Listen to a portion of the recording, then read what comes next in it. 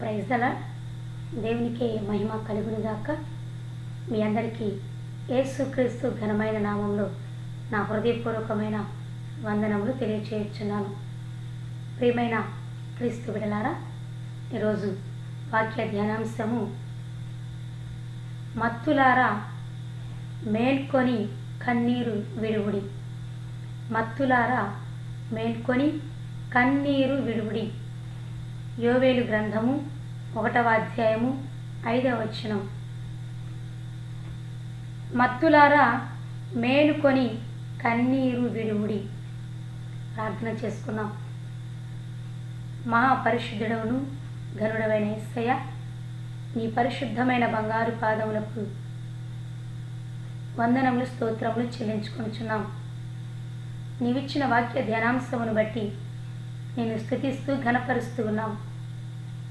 నీ వాక్యం ద్వారా మాతో మాట్లాడండి. నీవే మహిమను పొందుకొనమని యేసు నామాన ప్రార్థించుచున్నాను తండ్రి, ఆమేన్. ప్రియమైన క్రీస్తు బిడ్డలారా, ఈరోజు దేవాతి దేవుడు వింటున్న మనందరితో కూడా హెచ్చరికతో కూడినటువంటి వాక్య సందేశాన్ని మనకి ఇవ్వడం జరుగుతుంది. అలాగే హెచ్చరికలతో పాటు గొప్ప వాగ్దానాలను కూడా ఈరోజు మనతో ఇవ్వబోతున్నారు. ఇక్కడ రాయబడినటువంటి వాక్య భాగాన్ని కనుక జాగ్రత్తగా పరిశీలన చేస్తే, మత్తులారా మేలుకొని కన్నీరు విడువుడి అని రాయబడి ఉన్నది. ఇక్కడ దేవాతి దేవుడే యోవేలు ప్రవక్త ద్వారా డైరెక్ట్గా తన ప్రజలతో హెచ్చరిక చేస్తున్నారు, హెచ్చరిస్తూ ఉన్నాడు.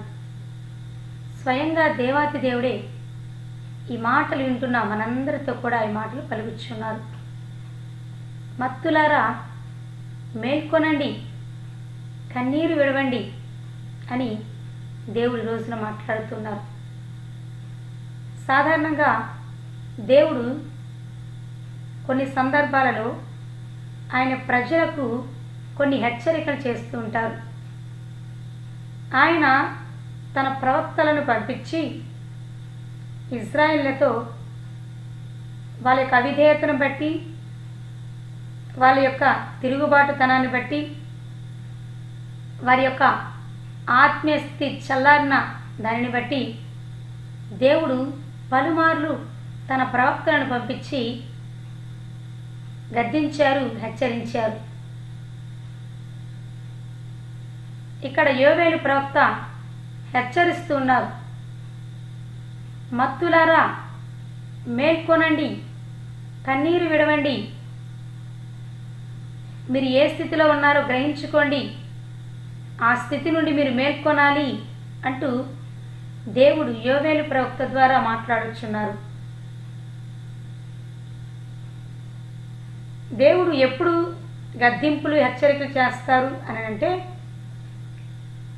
ఆయన బిడ్డలు, ఆయన సొత్తైన ప్రజలు దేవుని మాటకు అవిధేయులైనప్పుడు, దేవునిపై తిరుగుబాటు చేసినప్పుడు, దేవుని మార్గం విడిచి, దేవుని చిత్తం విడిచి లోకానుసారమైన మార్గంలో, సాతానుడు మార్గంలో వెళుతూ ఉన్నప్పుడు, అప్పుడు దేవుడు హెచ్చరిస్తూ గద్దిస్తూ మరలా వారిని ఆయన వైపు మళ్లించుకోవడానికి ఇటువంటి హెచ్చరికలు, గద్దింపులు చేస్తారు. అయితే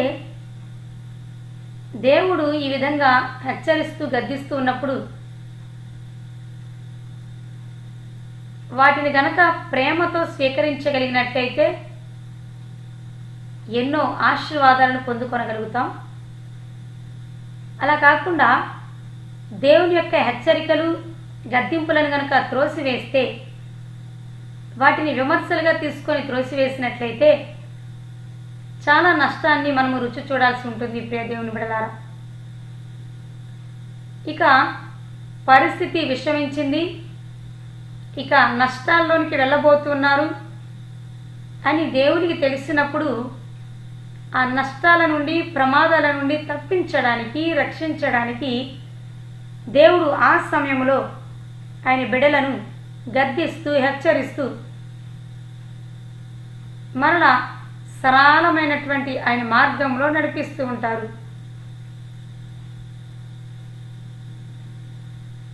దేవుడు ఎవరిని గద్దిస్తారు, దేవుడు ఎవరిని హెచ్చరిస్తాడు అని కనుక మనం చూస్తే సామెతల గ్రంథము 3వ అధ్యాయం 11వ వచనంలో రాయబడి ఉంటుంది. దేవుడు ఆయన ఇష్టపడేటువంటి వారినే గద్దిస్తారట.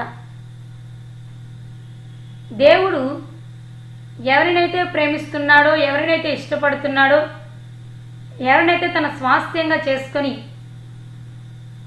వారి పట్ల గొప్ప ఉద్దేశాన్ని కలిగి ఉన్నారో అటువంటి వారు దేవుని ఎదుట అవిధేయులుగా ఉన్నప్పుడు వారి అవిధేయత నుండి విధేయతలోనికి వారిని మార్చడానికే దేవుడు కొన్నిసార్లు గద్దిస్తారు, హెచ్చరిస్తాడు. యోబు గ్రంథంలో రాయబడి ఉన్నది, దేవుడు గద్దించు మనుష్యుడు ధన్యుడు అని. సర్వశక్తిమంతుడు యొక్క శిక్షను తృణీకరించవద్దు అని కూడా రాయబడి ఉన్నది.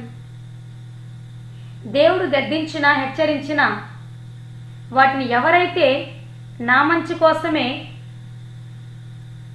నన్ను నష్టాల్లోకి వెళ్లకుండా తప్పించడానికే దేవుడు నన్ను ప్రేమిస్తూనే ఈ విధంగా గద్దిస్తున్నాడు, నేనెక్కడో తప్పిపోయాను, ఏదో ఒక విషయం తొట్టిల్లిపోయేటువంటి పరిస్థితిలో ఉన్నానేమో అనేటువంటి గ్రహింపు ఎవరికైతే ఉంటుందో అటువంటి వారు దేవుని యొక్క హెచ్చరికలను గద్దింపులను స్వీకరిస్తారు.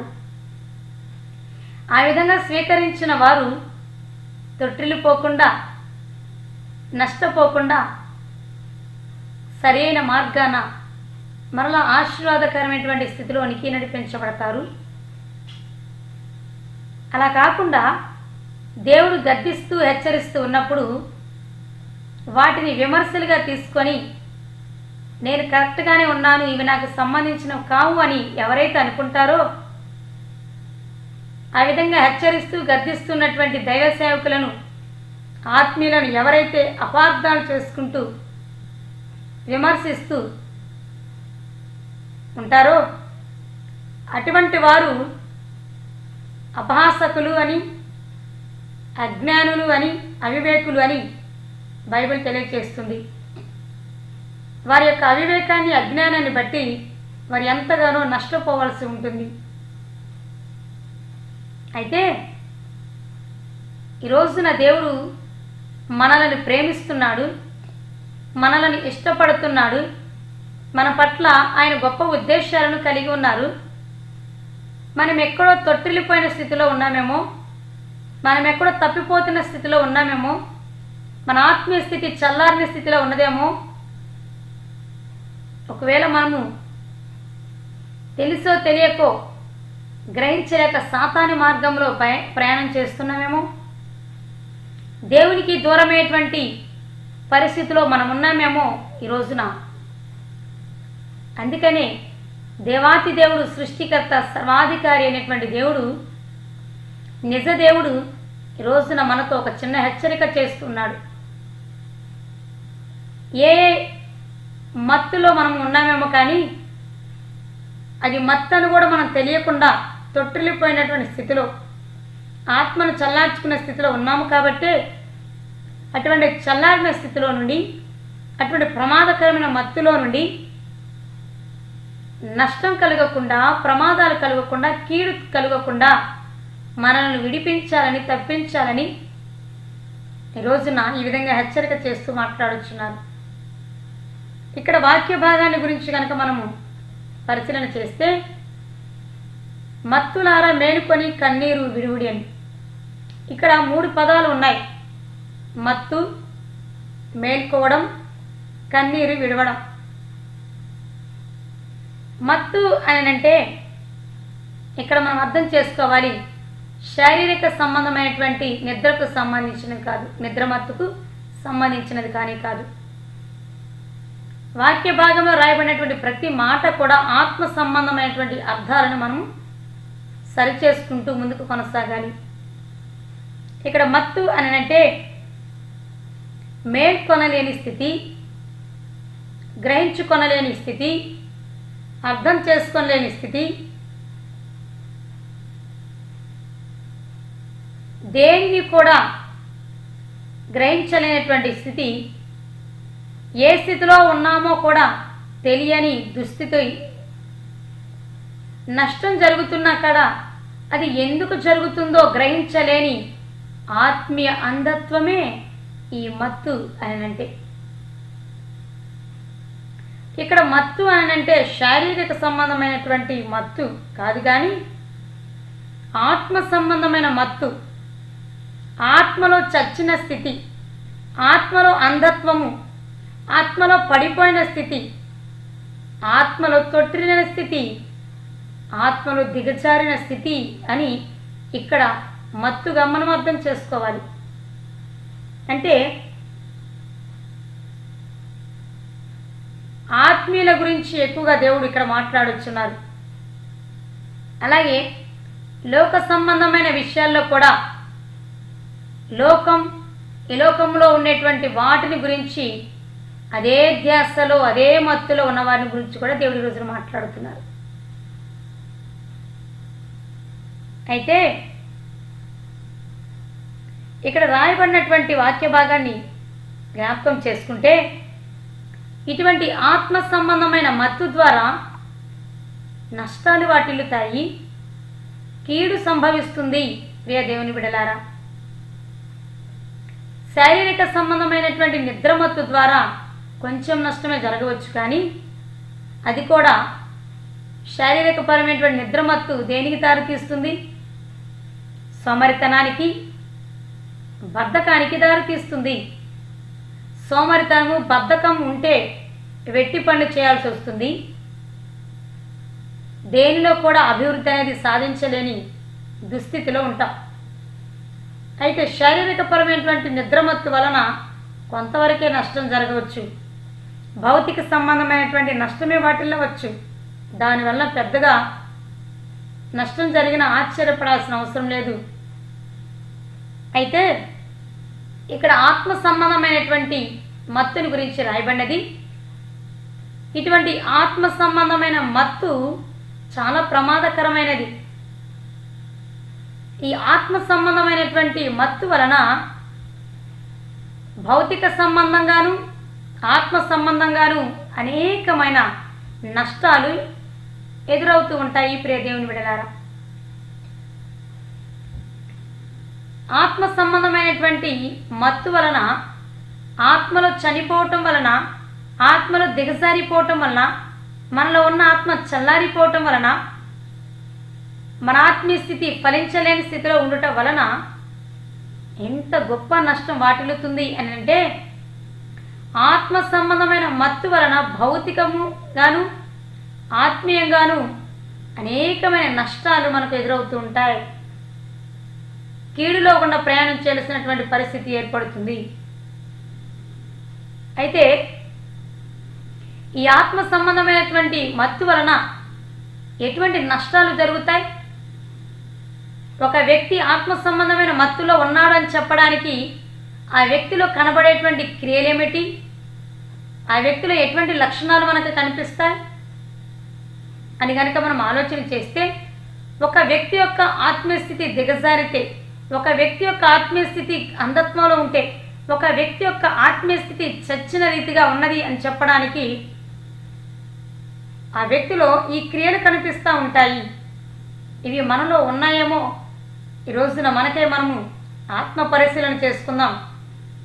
ఒకవేళ వీటిలో ఏవైనా మనలో ఉంటే వాటిని వెంటనే సరిచేసుకొని ఆత్మీయ అంధత్వంలో నుండి, ఆత్మీయ మత్తులో నుండి మనము విడుదలను పొందుకోవాలి అని దేవుని పేరట మనం చేస్తున్నాను. దేవుడు కూడా ఆశపడుతున్నారు. ఆత్మలోని అంధత్వం, ఆత్మలో చచ్చిన స్థితి వలన మనం ఈజీగా సాతానుడికి లోబడిపోతాము, సాతాను మార్గంలో నడవటానికి ఇష్టపడతాము. సాతానుడు ఈజీగా మనలను వాడి తంత్రాల ద్వారా మోసం చేస్తాడు.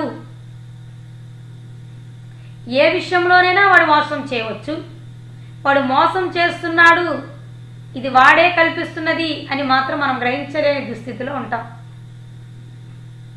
కొన్నిసార్లు వాక్యం ద్వారా కూడా వాడు మోసం చేయవచ్చు.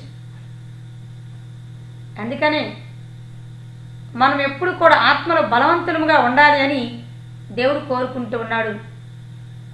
ఆత్మలో బలము కలిగి ఉన్నప్పుడు వాక్యం ద్వారా కాదు కదా, ఏ విషయంలో కూడా మనము మోసగించబడలేము. యేసుక్రీస్తు ప్రభు 40 దినాలు ఉపవాసం ఉన్నప్పుడు సాతానుడు వచ్చాడు, వాక్యం ద్వారానే మోసం చేయాలని చూశాడు. కానీ యేసుక్రీస్తు ఆత్మ బలము కలిగిన వాడు కాబట్టి ఈజీగా వాక్యంతోనే అక్కడ సాతానుడు దెబ్బ కొట్టడం జరిగింది, సాతానుడు ఓడించడం జరిగింది, యేసయ్య విజయం సాధించడం జరిగింది. కాబట్టి ఈ ఆత్మీయ స్థితి చనిపోయిన వారిలో వారు ఎక్కువగా సాతానుడు మార్గంలో ప్రయాణం చేస్తారు, వారికి తెలియకుండానే దాన్ని గ్రహించలేరు. అలాగే ఎటువంటి పాపమైనా కూడా ఈజీగా చేయగలుగుతారు. శక్తిని, వారిలో ఉన్నటువంటి శక్తిని కోల్పోతారు. భక్తిని శ్రద్ధగా ఆసక్తిగా చేయలేకపోతారు. ఎక్కువగా నిద్రమత్తు వారిని ఆవరిస్తూ ఉంటుంది. ప్రార్థన లేమి ఉంటుంది. మర్మాలు రహస్యాలను గ్రహించలేని అంధత్వంలో వారు ఉంటారు. దేవుని స్వరం వినపడుతున్నా కూడా అది దేవుని స్వరమేనని గ్రహించలేని దుస్థితిలో ఉంటారు. అంతేకాదు ఈ ఆత్మీయ అంధత్వం, ఆత్మీయ స్థితి చనిపోయిన వారిలో భయాలు, కలవరాలు కూడా ఎక్కువగా ఉంటాయి. అసమాధానము, నెమ్మది లేని స్థితి వారిని వెంటాడుతూ ఉంటుంది. వాక్యాన్ని చదవలేకపోవడం,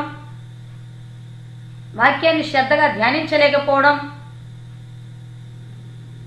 ప్రార్థన చేయలేకపోవడం, దేవుని స్తుతించలేకపోవడం, ఇటువంటి క్రియలు. అలాగే ఆత్మలో చచ్చినటువంటి వారు, ఎవరి ఆత్మీయ స్థితి అయితే చనిపోయిన స్థితిలో ఉంటుందో అటువంటి వారిలో కూడా శారీరక సంబంధమైన బలహీనతలు కూడా చోటు చేసుకుంటూ ఉంటాయి. అవి సాతానుడి ద్వారా వారికి కలుగుతూ ఉంటాయి. కాబట్టి ఇటువంటి క్రియలు ఎవరిలోనైనా కనిపిస్తూ ఉంటే, ఈ లక్షణాలు ఎవరిలోనైనా కనిపిస్తూ ఉంటే ఖచ్చితంగా వెంటనే మేల్కొనాలి. ఇది ఆత్మీయ మత్తులో ఉన్నారు అని, ఆత్మీయ అంధత్వంలో ఉన్నారని, ఆత్మీయ స్థితి చల్లారిపోయింది, చనిపోయిన స్థితిలో ఉన్నారు అని, అది ఆత్మ కృషించిపోతూ ఉన్నది అనేటువంటి వాస్తవాన్ని గమనించుకొని అటువంటి వాటిలో నుండి త్వరగా మేల్కోవాలి. ఈరోజు నీ మాటలు మాట్లాడడానికి గల కారణము, మనలో చాలామందిని ఆత్మీయ అంధత్వం, ఆత్మీయ మత్తులో ఉన్నాము.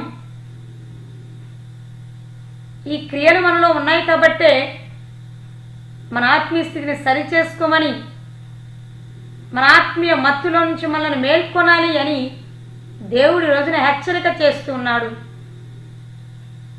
ఆత్మలో మత్తులంగా మనం ఉన్నట్లయితే అనేక నష్టాలు, కీడుల గుండా మనం ప్రయాణం చేయాల్సి ఉంటుంది. అది చాలా ప్రమాదకరమైన పరిస్థితి.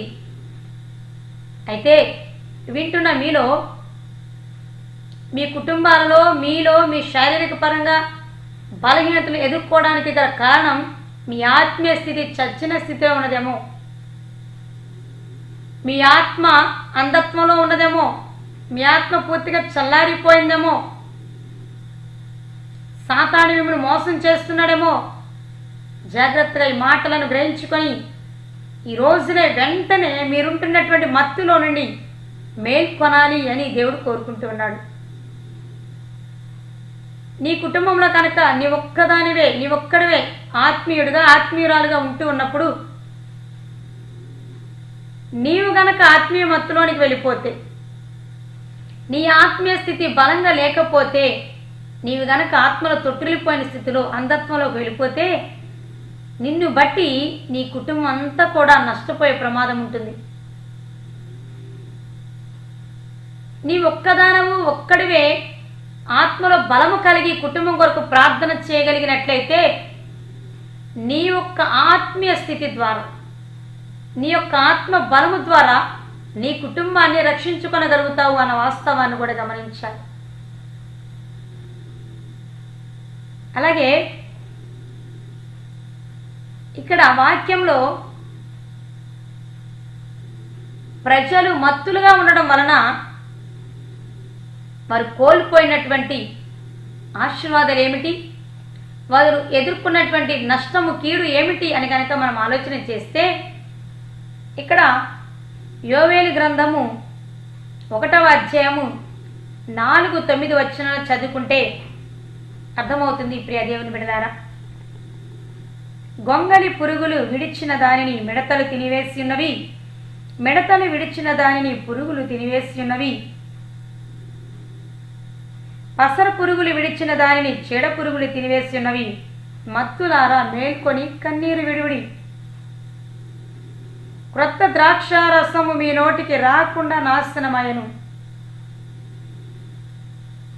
అలాగే 9వ వచనం చూస్తే, నైవేద్యమును పానార్పణమును యెహోవా మందిరంలోనికి రాకుండా నిలిచిపోయెను, యెహోవాకు పరిచర్య చేయు యాజకులు అంగలార్చుచున్నారు అని రాయబడినది. ఇక్కడ ప్రజలు మత్తులోగా ఉండడం వలన వారికి కలిగినటువంటి కీడు ఏమిటి, నష్టం ఏమిటి అని కనుక మనం ఆలోచన చేస్తే, వారు వేసుకున్నటువంటి పంట పొలాలన్నట పసర పురుగులు, చీడ పురుగులు, గొంగలి పురుగులు వచ్చి తినివేసేయట. భూమిని పండించుకునేది, పంట వేసుకునేది ఎందుకు? తృప్తిగా జీవించడానికి, కుటుంబము పోషించబడడానికి. అయితే మీరు పంట వేశారు కానీ దాని గురించిన శ్రద్ధ వీరిలో లేదు. ఆ విషయంలో మీరు అలక్ష్యం చేశారు, నిర్లక్ష్యంగా చేశారు. ఏమి జరుగుతుందిలే అని మత్తులుగా ఉండిపోయారు. అయితే వారు కలిగి ఉన్నటువంటి ఆ మత్తే, వారు కలిగి ఉన్నటువంటి నిర్లక్ష్యము, అలక్ష్యాలను బట్టి వారు వేసుకున్నటువంటి భూమి పంట అంతా కూడా, వీరు అనుభవించాల్సిన ఫలమంతా గొంగలి పురుగులు, చీడ పురుగులు, పసర పురుగులు తినివేశాయి. వీరికి రావాల్సినటువంటి ఫలాలు ఏవేవో వచ్చి బయట నుంచి వచ్చి తినివేశాయి. అలాగే క్రొత్త ద్రాక్షారసము వీరి నోటికి రాకుండా తొలగిపోయిందట. వీరు చేసినటువంటి అలక్ష్యాన్ని, నిర్లక్ష్యాన్ని బట్టి దేవుడు అనేక సార్లు మీరు నా మాటకు లోబడండి లేకపోతే నష్టం జరుగుతుంది అని తన ప్రజలైన ఇశ్రాయేలుతో అనేక సార్లు ప్రవక్తల చేత హెచ్చరిస్తూ గద్దిస్తూ ఉన్నా, వారు ఉన్నటువంటి ఆత్మీయ అంధత్వంలోనే వారు ఉండిపోయారు. మత్తులో నుండి వారు మేల్కొనడానికి ఇష్టపడలేదు. విగ్రహ తట్టు తిరగవద్దు, నాకే సేవ చేయండి అంటే వినలేదు. దేవుడు ఏదైతే చేయొద్దనడో దాన్నే చేశారు. దేవుణ్ణి నిర్లక్ష్యం చేసేశారు. అందుకని దేవుడే వారి పంట పొలాలను పసరు పురుగులకు, గొంగలి పురుగులకు, మిడతలకు అప్పగించేశాడు. వారి చేతికి వారి కుటుంబం అనుభవించాల్సినటువంటి ఫలాలను వేరే వేరే వాటికి దేవుడు అప్పగించాడు.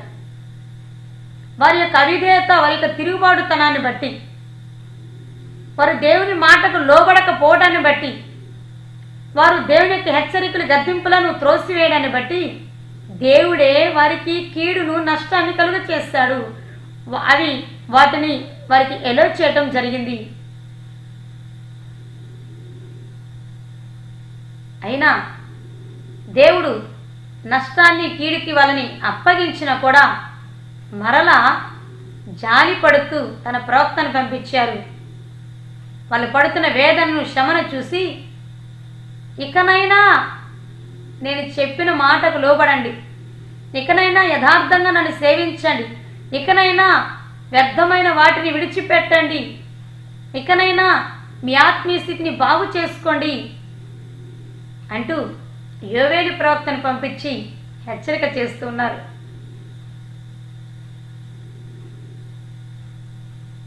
ఇక్కడ వారు పొందుకోవాల్సినటువంటి ఆశీర్వాదాలకు బదులుగా వారు నష్టాలను, కీడును ఎదుర్కొన్నారు. అయితే మరొక విషయాన్ని చూస్తే వారు ఎదుర్కొన్నటువంటి కీడును, నష్టాన్ని బట్టి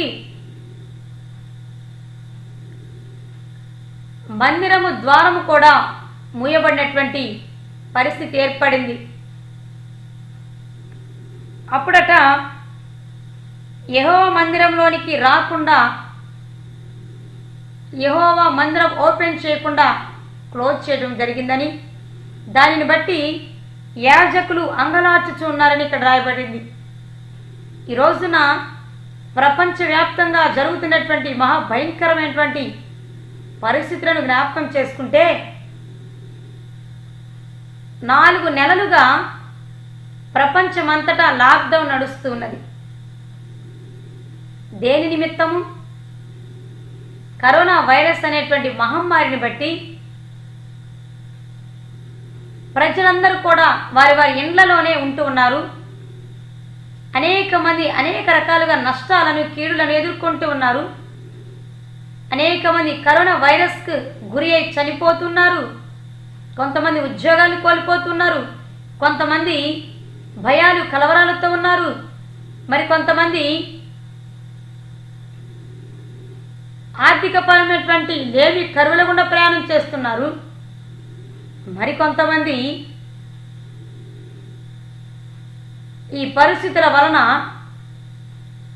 విశ్వాసంలో చల్లారిపోయిన స్థితిలో ఉంటున్నారు.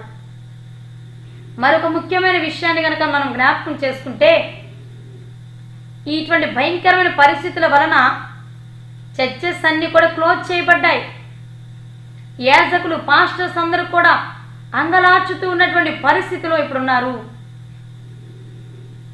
పాస్టర్స్ అందరూ కూడా దేవుని సన్నిధిలో విలపిస్తూ ఉన్నారు. ఈ పరిస్థితులను బట్టి, దేవాలయాలు మూత వేయబడడాన్ని బట్టి యాజకులైనటువంటి పాస్టర్స్ అందరూ కూడా, సేవకులు, దేవుని దాసులందరూ కూడా దేవుని సన్నిధిలో మొరపెట్టుచు విలపిస్తూ ఉన్నారు. ప్రియ దేవుని బిడ్డలారా, కాబట్టి ఈ పరిస్థితికి రావడానికి కారణం ప్రజల యొక్క తిరుగుబాటు కాదా? నిజ దేవుణ్ణి విడిచి దేవుడు కాని వాటికి పూజ చేయటం కాదా? దేవునికి అవిధేయులుగా ఉండటం వలన కాదా ఈ భయంకరమైన పరిస్థితులు లోకంలోనికి దేవుడు అనుమతించింది? కాబట్టి ఆ రోజున ఇశ్రాయేలీలు దేవుని మాటను తృణీకరించారు, దేవుని మీద తిరుగుబాటు చేశారు. నిజ దేవుని ఆరాధించకుండా వేరు విగ్రహాల తట్టు తిరగటం వలన దేవుడే వారికి నష్టాన్ని, కీడుని అనుమతించడం జరిగింది. అయినను జాలి కలిగిన దేవుడు మరలా వారిని చూసి, వారి వేదన చూసి జాలిపడుతూ, మీరు కలిగి ఉన్నటువంటి మత్తును బట్టి, మీరు నా మీద చేసిన తిరుగుబాటును బట్టి, మీరు నా హెచ్చరికల గద్దింపులను త్రోసివేయడాన్ని బట్టే నేను మీకు నష్టాన్ని, కీడుని తెచ్చిపెట్టాను. ఇకనైనా మీరున్నటువంటి అవిధేయత స్థితి నుండి, తిరుగుబాటుతనం నుంచి నా వైపు కనుక మీ మనస్సు తిప్పుకుంటే మరలా మొదటి ఉన్న స్థితిని మీకు ఇస్తాను అని దేవుడు అక్కడ యోవేలు ప్రవక్తను పంపించి మాట్లాడటం జరిగింది. ప్రియమైన దేవుని బిడ్డలారా, అయితే ఈ రోజున ఏ కారణాల వలన ఆత్మీయులు, విశ్వాసులు, మనుషులు మత్తులుగా ఉంటూ ఉన్నారు? ఎటువంటి మత్తు ప్రమాదకరమైనది? ఆత్మలో మత్తులుగా అవడానికి, ఆత్మలో చచ్చిన వారికి అవడానికి, మన ఆత్మీయ స్థితి చల్లారిపోవడానికి, మన ఆత్మ అంధత్వంలోనికి వెళ్ళడానికి గల కారణాలు ఏమిటో మనం ఈ రోజున గనక జాగ్రత్తగా దేవుడు మాట్లాడుచుండగా మనం అర్థం చేసుకోవడానికి ప్రయత్నం చేద్దాం. ఎటువంటి మత్తులో నుండి మనం మేల్కొనాలని దేవుడు ఈ రోజున మాట్లాడుతున్నారు? ఏ మత్తులలో నుండి ఈ రోజున మనం మేల్కొనాలో ఈరోజు మనము జాగ్రత్తగా గ్రహించుకుందాం. ముఖ్యంగా పాపము అనేటువంటి మత్తులో నుండి మనం మేల్కొనాలి అని దేవుడు కోరుకుంటున్నాడు. ఈ రోజున కరోనా వైరస్ ప్రపంచం మీదకి దేవుడు అనుమతించడానికి గల కారణం పాపం పాపం పాపం పాపం విచ్చలవిడిగా అవడాన్ని బట్టి దేవునికి ఇవ్వాల్సిన స్థానాన్ని దేవునికి ఇవ్వకుండా విగ్రహాలకు మనుషులు వారి కలిగి ఉన్న వాటికి ఇవ్వడం వలన దేవుని యొక్క ఉగ్రత ఈ రోజున ప్రపంచం మీదకి దిగివచ్చింది. అంత మాత్రమే కాదు, ఈరోజు మనం ఎదుర్కొన్నటువంటి కరోనా వైరస్ అనేది యేసుక్రీస్తు యొక్క రెండవ రాకడకు ముందు జరగాల్సిన సూచనయేనని దేవుడు నాతో మాట్లాడటం జరిగింది. కాబట్టి క్రీస్తు రెండవ రాకడకు ఇది సూచన అని స్పష్టంగా వింటున్న మనందరం కూడా గ్రహించాలి. అయితే పాపపు మత్తులో నుండి మనము వెంటనే మేల్కొనాలి. ఏ పాపాల మత్తులో నుండి మనము మేల్కొనాలి అని కనుక ఆలోచన చేస్తే, ఒకటి వ్యభిచారము జారత్వం అనేటువంటి పాపపు మత్తులో నుండి మనము మేల్కొనే వారంగా ఉండాలని దేవుడు కోరుకుంటూ ఉన్నాడు. ఈ వ్యభిచారము జారత్వం అనేవి ఘోరమైన పాపాలు, దేవునికి హేయమైనవి, దేవునికి అసహ్యమైనవి అన్న వాస్తవాన్ని గ్రహించాలి. ఈ రోజున ప్రపంచంలో వ్యభిచారము జారత్వం అనేటువంటి పాపాలు విచ్చలవిడిగా ఉంటున్నాయి. సాతానుడు వేస్తున్న వలలో ప్రజలు చిక్కుకొని పోతున్నారు. సాతానుడు ఎక్కువగా ప్రజలను మోసం చేస్తూ వారిని ఆకర్షిస్తున్నటువంటి పాపాలు ఇవి రెండు. వ్యభిచారం అంటే పెళ్ళైన తర్వాత చేసేటువంటి పాపము, అక్రమ సంబంధం. జారత్వం అని అంటే పెళ్లి కాకుండానే పాపము చేయటం. కాబట్టి ఇవి రెండు కూడా దేవునికి చాలా అసహ్యమైనవి. ప్రియ దేవుని బిడ్డలారా, అయితే ఈరోజు నీ మాటలు వింటున్న వాళ్ళు వ్యభిచారపు మత్తులో, జారత్వం అనే మత్తులో కూరుకుపోయి మేల్కొనలేని దుస్థితిలో ఉన్నారు. ఈ రోజున అటువంటి మత్తులో ఉన్న వారలారా మేల్కొనాలి అని దేవుడి రోజున హెచ్చరిక చేస్తూ ఉన్నాడు. ఈ వ్యభిచారము జారత్వం అనేటువంటి మత్తు ఒక వ్యక్తిని ఏ స్థాయికి దిగజార్చుతుందో, ఎంత పతనానికి ఈడ్చుకెళ్తుందో, ఎంత నష్టాన్ని, ఎంత కీడు తెచ్చిపెట్టేదిగా ఉంటుందో ఈ రోజున బైబిల్లో నుంచి ఒక వ్యక్తిని గురించి జ్ఞాపకం చేసుకుంటే మనకు అర్థమవుతుంది. ఆ వ్యక్తి సంసోను. సంసోను అనేటువంటి వ్యక్తి దేవునికి ప్రతిష్ఠితుడు. దేవుడే సంసోనును ప్రతిష్ఠించుకున్నాడు. ఆయన చిత్తం నెరవేర్చడానికి సంసోనును పుట్టించుకున్నాడు.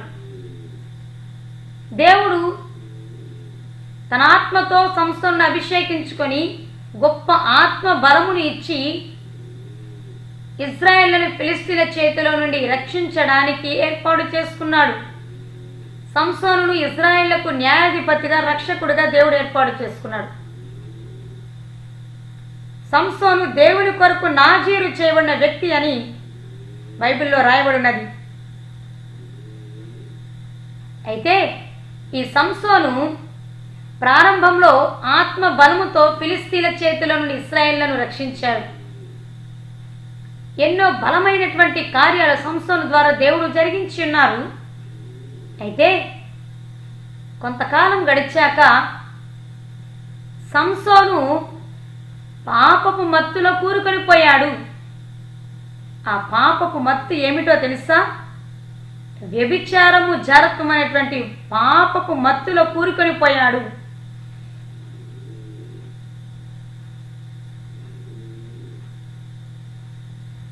అటువంటి వ్యభిచారపు, కామపు మత్తులో కూరుకొని పోవటం వలన ఎంతో నష్టపోయాడు. ఆత్మను కూడా కోల్పోయాడు. ఆ నష్టం ఎట్లా ఉండింది అని కనుక ఆలోచన చేస్తే, సంసోను దెలీలా అనేటువంటి ఒక వేశ్యతో పాపంలో పడిపోయాడు, వ్యభిచారంలో పడిపోయాడు. ఆమె మాయ మాటలకు లొంగిపోయాడు. కామత్రాప్తుడై ఆమెతో వ్యభిచారం చేస్తూ ఉన్నాడు, ఆమెతో గడుపుతూ ఉన్నాడు.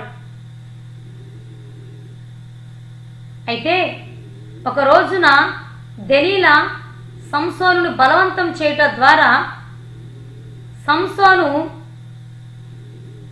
దేవునికి నాజీరు చేయబడిన వ్యక్తి అని, తన బలము జుట్టులో ఉన్నది అని దెలీలాకు ఆ సీక్రెట్ని చెప్పేశాడు. అటువంటి ఆత్మ సంబంధమైనటువంటి మర్మాన్ని, రహస్యాన్ని సంసోను ఒక వేశ్యతో చెప్పాల్సిన అవసరం ఏముంది? ఆత్మలో బలంగా ఉన్నవాళ్ళు పాపం చేయలేరు, ఇటువంటి వ్యభిచారం అసలే చేయలేరు. అంతేకాదు తన యొక్క మర్మాలు, రహస్యాలు ఎవరికి పడితే వారికి తెలియపరచలేరు. సాతాను సంబంధులతో అసలు సహవాసం చేయలేరు. కానీ ఇక్కడ ఆత్మ బలము, ఆత్మ రోషము, ఆత్మాభిషేకం అనేటువంటి సంసోను ఈ వ్యభిచారం అనేటువంటి కామం అనే పాపపు మత్తులో కూరుకుపోవడం వలన ఇతని ఆత్మీయ స్థితి పతనం చెందింది. ఆత్మలో అంధుడైపోయాడు, ఆత్మలో చనిపోయాడు. అందుకనే దెలీలాకు ఆత్మ సంబంధమైన మర్మాన్ని చెప్పేశాడు. శత్రులకు చిక్కుకొని పోయాడు. ఎప్పుడైతే వ్యభిచారం అనే మత్తులో కూరుకొని పోయాడో ఎంత నష్టం వాటిల్లింది అని అంటే, న్యాయాధిపతుల గ్రంథము 16వ అధ్యాయము 19వ వచనంలో కనుక మనం చూసినట్లయితే, అక్కడ సంసోను ఈ వ్యభిచారపు అనేటువంటి పాపపు మత్తులో కూరుకొని పోయాక తాను కోల్పోయినటువంటి ఆత్మీయ స్థితి ఏమిటో, తాను పొందుకున్నటువంటి నష్టము, పతనము ఏ స్థాయిలో ఉన్నదో అక్కడ స్పష్టంగా రాయబడి ఉన్నది. ప్రియ దేవుని బిడ్డలారా, శత్రువుల చేతికి చిక్కుకొని పోయాడు. శత్రువులు సంసోను కనుగుడ్లు పెరికివేశారు, గొలుసులతో, సంఖ్యలతో బిగించారు, తిరుగలి విసిరేలా చేశారు. అంతేకాదు ఇది భౌతికంగా నష్టాన్ని రుచి చూశాడు. ఆత్మ సంబంధమైన నష్టం ఏమిటో తెలుసా? పరిశుద్ధాత్మనే కోల్పోయాడు. ఇటువంటి వ్యభిచారం, జారత్వమైనటువంటి మత్తులో మనం కూరుకుపోతే పరిశుద్ధాత్మ దేవుడు ఏ విధంగా మనలో నివసిస్తారు? మన హృదయాలు పరిశుద్ధంగా ఉంటే పరిశుద్ధాత్మ దేవుడు మన హృదయాల్లో కొలివై ఉంటారు.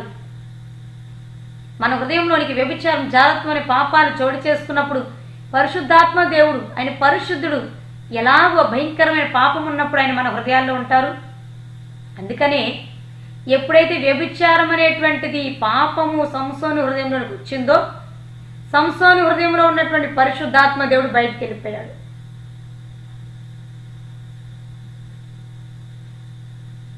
దేవుని చిత్తాన్ని ప్రక్కన పెట్టారు.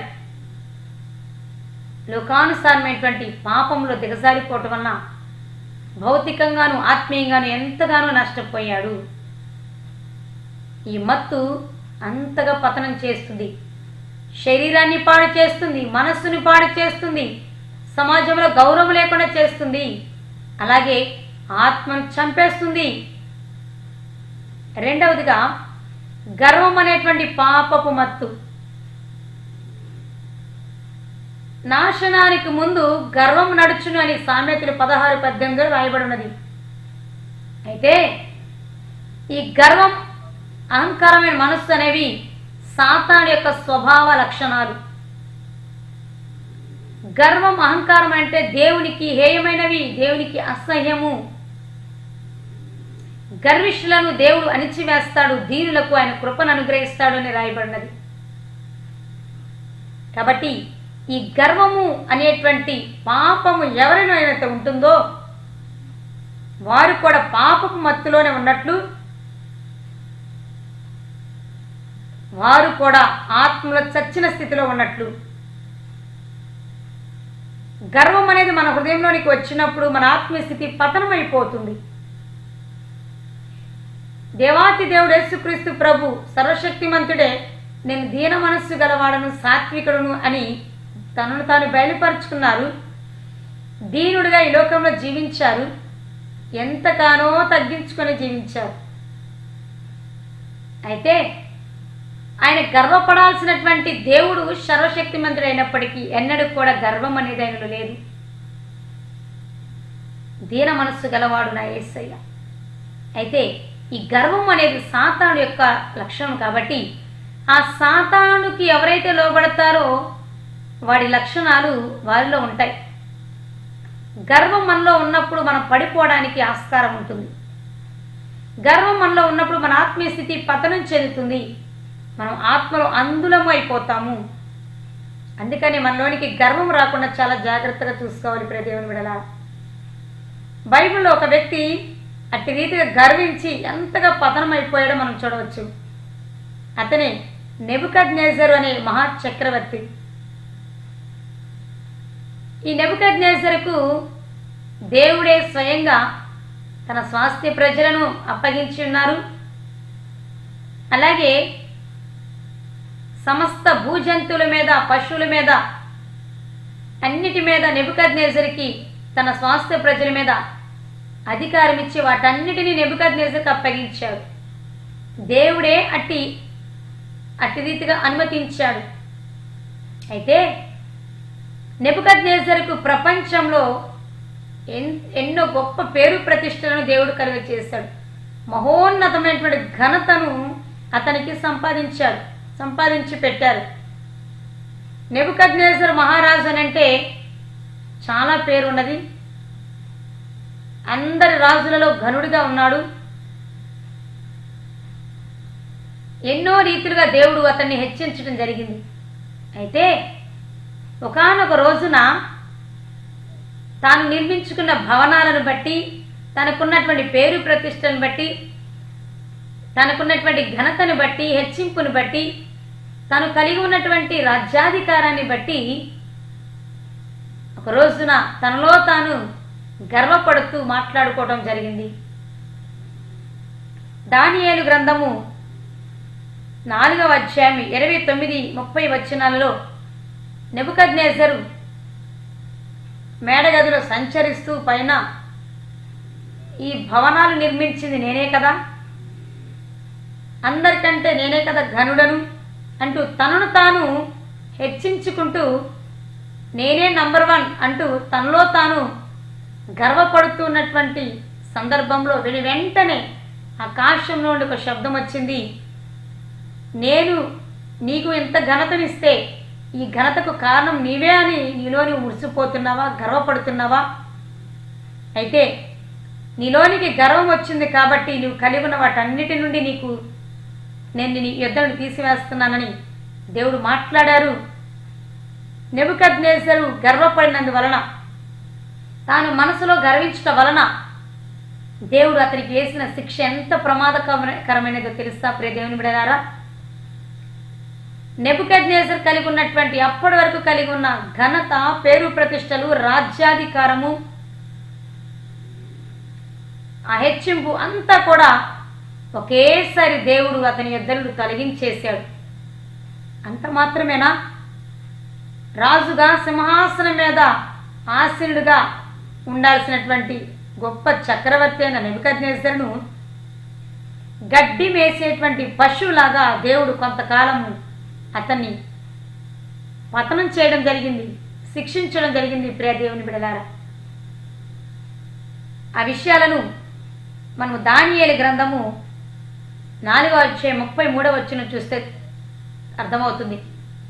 పశువులాగా మారిపోవడం, పశువులాగా గడ్డి మేయడం, పశువులకు ఉన్నటువంటి రూపము తనకి రావడం జరిగింది. తాను కలిగి ఉన్నటువంటి రాజ్యాధికారము, ఘనత పోయింది. అలాగే కనీసం ఒక మామూలు సాధారణమైన శరీరంతో ఉన్నటువంటి మానవ రూపం కూడా లేదు. ఒక పశువులాగా దేవుడు తనని మార్చేశాడు. ఎందుకు అటువంటి శిక్షను దేవుడు నెబుకద్నెజరుకు అనుమతించాడు? దేవుడిచ్చినటువంటి ఘనత, పేరు ప్రతిష్టలను నేను సంపాదించుకున్నవే అని తనలో తాను గర్వపడటం వలన, కేవలము నెబుకద్నెజరులోనికి గర్వం రావడం వలన తాను ఎంతగా పతనం చెందాడో చూడండి. ఈ గర్వం అనేటువంటి పాపపు మత్తు పతనానికి ఈడ్చుతుంది, ఆత్మలు ఫలించకుండా చేస్తుంది, దేవుని యొద్ద నుండి కీడును పొందుకునే వారముగా ఉంటాము అనేటువంటి వాస్తవాన్ని గమనించాలి. అందుకనే మనము ఎప్పుడు కూడా ఆత్మలో దీనత్వాన్ని కలిగి ఉండాలని దేవుడు కోరుకుంటున్నాడు. ఆయన బలిష్టమైన చేతి కింద దీనులంగా ఉండాలని కోరుకుంటున్నాడు. సాతాను గడి లక్షణాలు దేవుని బిడ్డలో ఉండకూడదని దేవుడు ఆశపడుతున్నాడు. ఈ గర్వం అనేది భయంకరమైనటువంటి పాపపు మత్తు. ఈ మత్తు ఎవరిలోనైతే ఉంటుందో, ఈ గర్వం ఎవరిలోనైతే ఉంటుందో వారు చాలా నష్టపోతారు, పతనం చెందుతారు. వారి ఆత్మీయ స్థితి చచ్చిపోయిన స్థితిలో ఉంటుంది. మూడవదిగా మత్తు పానీయాలు. ఈ మత్తు పానీయాలు అనంటే త్రాగుబోతులు, స్మోక్ చేసేవారు, ఆల్కహాల్ సేవించేవారు, ఇంకా ఈ మత్తు పానీయాలకి ఎవరైతే సేవిస్తూ ఉన్నారో వాళ్ళందరూ కూడా ఈ మహాభయంకరమైన పాపపు మత్తులో ఉన్నారు అని అర్థం చేసుకోవాలి.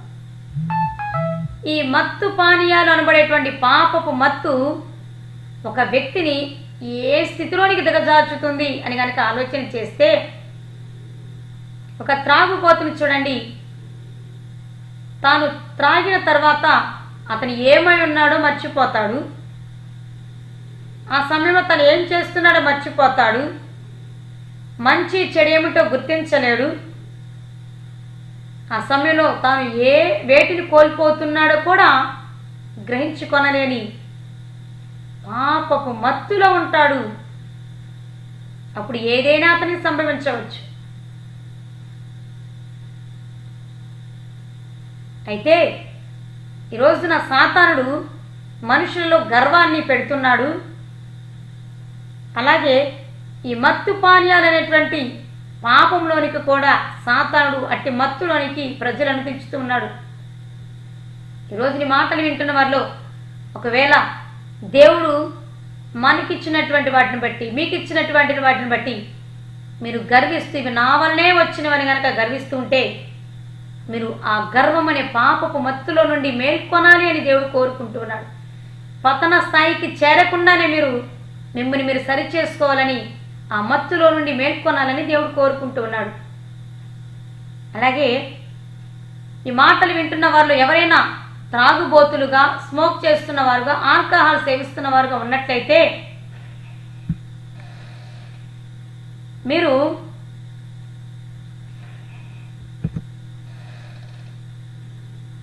ఈ పాపపు మత్తు అనేటువంటి దానిలో నుండి కూడా మీరు బయటికి రావాలి అని దేవుడి రోజున మాట్లాడుతున్నాడు.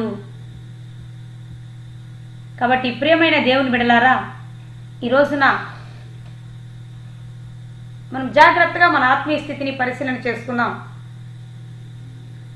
బైబిల్లో ఈ విధమైనటువంటి మత్తు పానీయాలు సేవించి ఒక గొప్ప ఆత్మీయుడు ఎటువంటి దుస్థితిలోనికి వెళ్ళిపోయాడో, తన ఆత్మీయ స్థితి ఎంతగా దిగజారిపోయిందో మనం ఈ వ్యక్తి ద్వారా నేర్చుకోగలుగుతాం.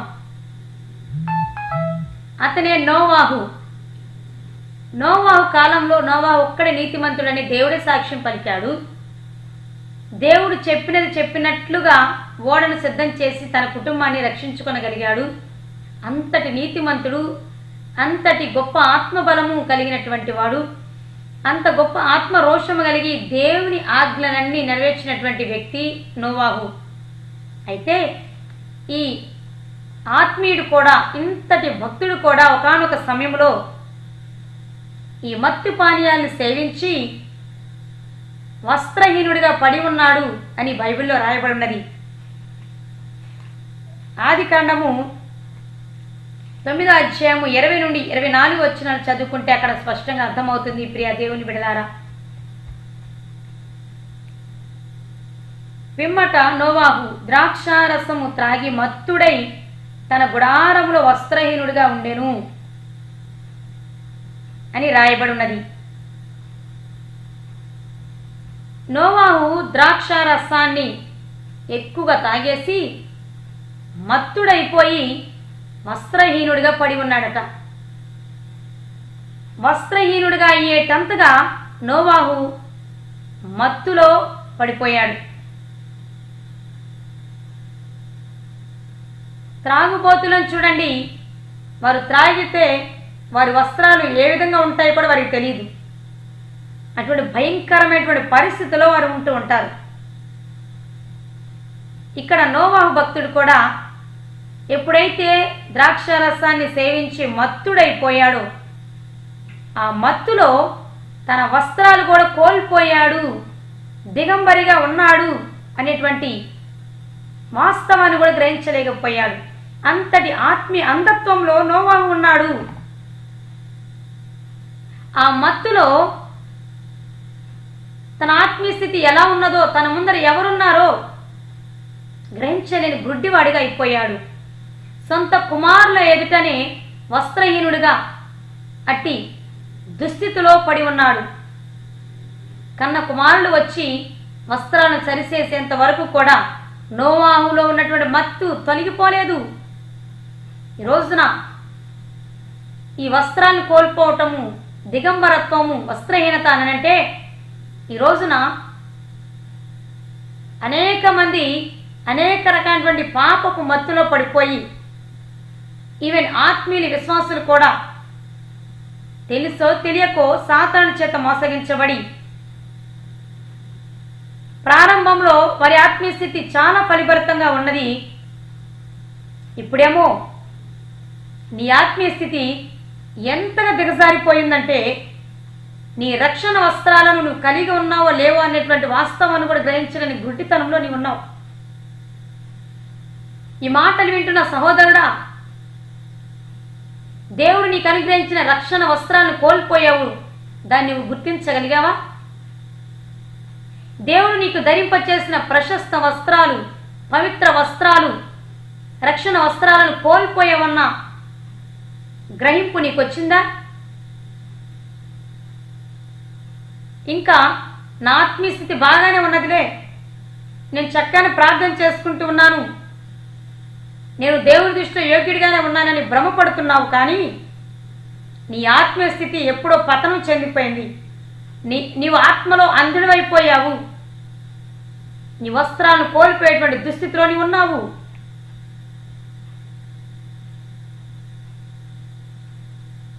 దేవుడు నీకు అనుగ్రహించినటువంటి తలాంతులు, వరాలను, ఆయన నీకు అనుగ్రహించినటువంటి అధికారాలను నువ్వు కోల్పోతున్నావు. సాతాను నిన్ను మోసగించి వాడి తంత్రాల ద్వారా వాటన్నిటిని యొద్ద నుండి దొంగిలిస్తున్నాడు అనేటువంటి వాస్తవాన్ని గ్రహిస్తున్నావా? ఈ మాటలు వింటున్న వారిలో ప్రారంభంలో ఆత్మీయులుగా, విశ్వాసులుగా ఉంటూ దేవుని కొరకు వైరాగ్యంతో పోరాడినటువంటి మీరు ఆత్మలో అంధులుగా మారిపోయారని గ్రహించగలుగుతున్నారా? దేవుడు మీకు అనుగ్రహించినటువంటి అమూల్యమైనటువంటి తలాంతులు, వరాల విషయంలో మీరు ఎంతగా దిగజార్చబడిన స్థితిలో ఉన్నారో, వాటిని కోల్పోయిన స్థితి మీకు కలిగినదని కూడా మీరు గ్రహించలేని అంధత్వంలో ఉన్నారు. జాగ్రత్తగా ఈ మాటలు ఆలకించండి నా ప్రియ దేవుని బిడ్డలారా. ప్రారంభంలో నీ ఆత్మీయ స్థితి బాగుంది, రాను రాను నీవు ఆత్మలో చల్లారిపోతున్నావు. ఇప్పుడేమో ఆత్మీయ గుడ్డితనంలో ఉంటూ ఉన్నావు. అయితే దేవుడి రోజున నీ వస్త్రాలు కోల్పోయేటువంటి పరిస్థితిలో ఉన్నావు. నీ ఆత్మీయ స్థితి ఇంకా మరింతగా దిగజారక ముందే ఈ మత్తులో నుండి నువ్వు మేల్కొనాలి అని దేవుడు ఆశపడుతూ హెచ్చరిస్తూ ఉన్నాడు. ఇంకా నువ్వు దిగజారిపోవటం దేవునికి ఇష్టం లేదు. ఈ దేవుని హెచ్చరికలను స్వీకరించి ఏ మత్తులో పడిపోయి నువ్వు నీ రక్షణ వస్త్రాలను, దేవుడు నీకు అనుగ్రహించిన వరాలు, తలాంతలను కోల్పోతున్నావో నీకై నువ్వు ఆత్మ పరిశీలన చేసుకొని ఏ మత్తులో కూరుకొని పోయావో ఆ మత్తులో నుండి నువ్వు మేల్కొనాలి అని దేవుడి రోజున హెచ్చరిస్తూ ఉన్నాడు.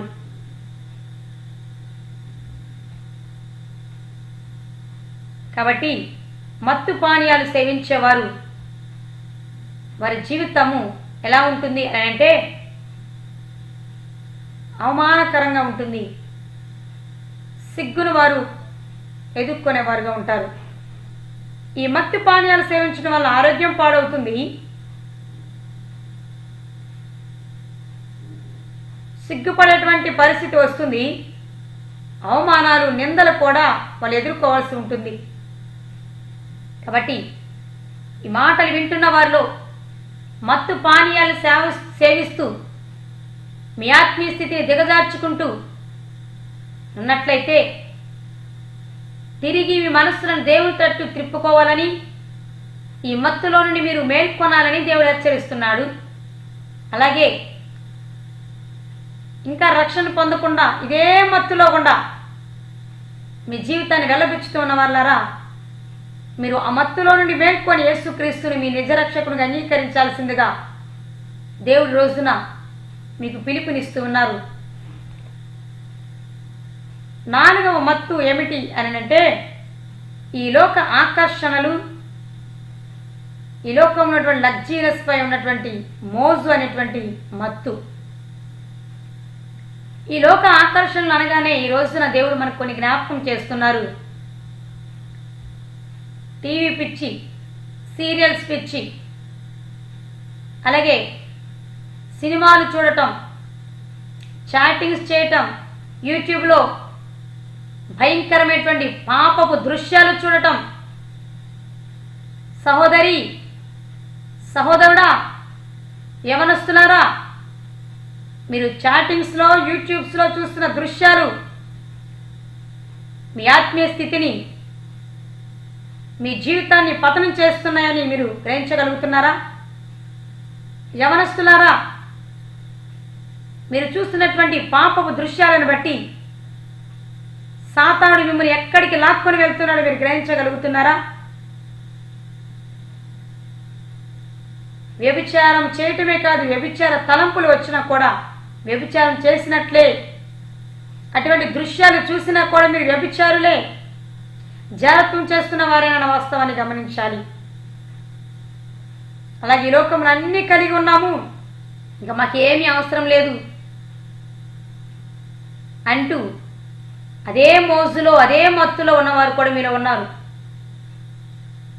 అటువంటి వారిని కూడా దేవుడి రోజున హెచ్చరిస్తున్నాడు. ఈ లోకంలో ఎంత సంపాదించుకున్నా నీ ఆత్మీయ స్థితి గనక సరిగా లేకపోతే రేపు యేసుక్రీస్తు 2వ రాకడలో నువ్వు విడువబడతావు, నరకానికి చేర్చబడతావు.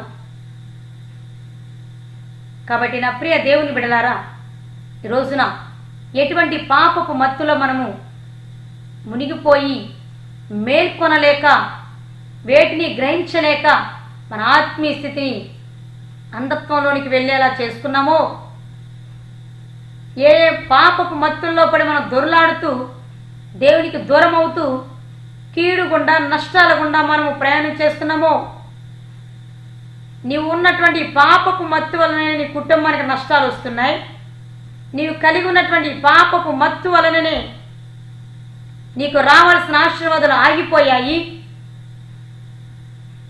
నీ ఆశీర్వాదపు ద్వారాలను దేవుడే మూసివేశాడు. ఇటువంటి మత్తులో, ఇటువంటి పాపంలో నువ్వు తిరుగులాడుచు ఉన్నందువలననే నీవు ఆశీర్వదించబడలేని స్థితిలో ఉన్నావు. నీకు రావాల్సినవన్నీ ఆగిపోయాయి. ఆశీర్వాదపు ద్వారాలన్నీ దేవుడే క్లోజ్ చేసేశారు. అరే, సమయానికి ఈ డబ్బులు చేతికి సమయానికి వస్తాయనుకున్నాను, రాలేదు అని నువ్వు బాధపడుతున్నావు. కానీ నువ్వు చేస్తున్నటువంటి పాపాన్ని బట్టి, నీవు కలిగి ఉన్న ఈ పాపపు మత్తుని బట్టే నీ చేతికి అందాల్సినటువంటి డబ్బు రాలేదు. నీకు రావాల్సిన ఆశీర్వాదాలు ఆగిపోయాయన్న వాస్తవాన్ని రోజున గ్రహించాలి. నీకు రావాల్సిన ఆశీర్వాదాలు, నీకు రావాల్సినటువంటి అమౌంట్, నీకు రావాల్సినటువంటి ఫలాలన్నీ ఆగిపోవడానికి గల కారణము నువ్వు వీటిలో ఏదో ఒక మత్తులో ఉన్నావు. నీ పాపము వలననే నువ్వు ఆశీర్వదించబడలే స్థితిలో ఉన్నావు.